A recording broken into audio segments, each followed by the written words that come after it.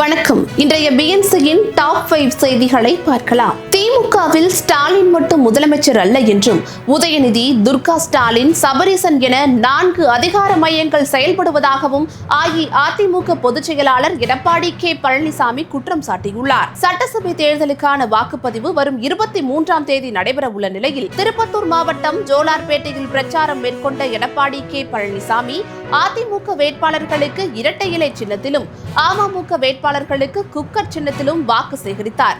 அப்போது அவர் திமுக ஆட்சிக்கு முடிவு காலம் வந்துவிட்டது என்றும், விரைவில் வீட்டுக்கு அனுப்புவோம் என்றும் சூளுரைத்தார். சென்னைக்கு 2 நாள் பயணமாக வந்துள்ள பிரதமர் மோடி தமிழக பாஜக நிர்வாகிகளுடன் முக்கிய ஆலோசனை மேற்கொண்டார். அப்போது தமிழகத்தில் அடுத்த கட்ட பிரச்சாரத்தை பிரம்மாண்டமான பொதுக்கூட்டமாக நடத்துவதா அல்லது மக்களுடன் நேரடியாக உரையாடும் வகையில் ரோட் ஷோவாக நடத்துவதா என்பது குறித்து ஆலோசிக்கப்பட்டதாக தெரிகிறது. பாஜக போட்டியிடும் தொகுதிகளில் மேற்கொள்ளப்பட வேண்டிய தேர்தல் வியூகங்கள் குறித்தும் அப்போது விரிவாக விவாதிக்கப்பட்டதாக கூறப்படுகிறது. தமிழகத்தில் திமுக கூட்டணியில் காங்கிரஸ் போட்டியிடும் 28 தொகுதிகளில் 27 தொகுதிகளின் வேட்பாளர்கள் பட்டியல் நேற்று அறிவிக்கப்பட்டது. இதில் மேலூர் தொகுதி வேட்பாளர் பெயர் மட்டும் இன்னும் அறிவிக்கப்படவில்லை. மதுரை மாவட்டத்தில் உள்ள மேலூர் தொகுதியில் போட்டியிடும் வேட்பாளர் உள்ளூர்காரரா வெளியூர்காரரா என்ற போட்டி நிலவுவதால் வேட்பாளரை அறிவிக்காமல் இருப்பது அக்கட்சி வட்டாரங்களில் பரபரப்பை ஏற்படுத்தியுள்ளது. தாவேக நிர்வாகிகள், தொண்டர்கள் தேர்தல் பணிகளை புறக்கணித்ததால் திருத்தணி தாவேக வேட்பாளர் சத்யகுமார் தன்னந்தனியாக தேர்தல் பிரச்சாரத்தில் ஈடுபட்டதால் பரபரப்பு ஏற்பட்டது.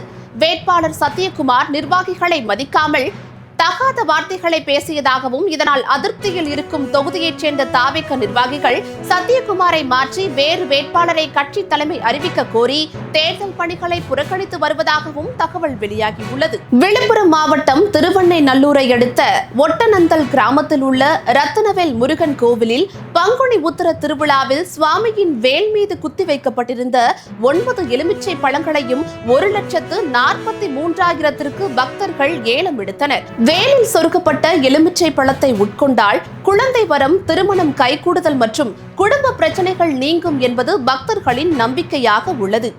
இத்துடன் இந்நேரத்திற்கான டாப் 5 செய்திகள் நிறைவடைகின்றன.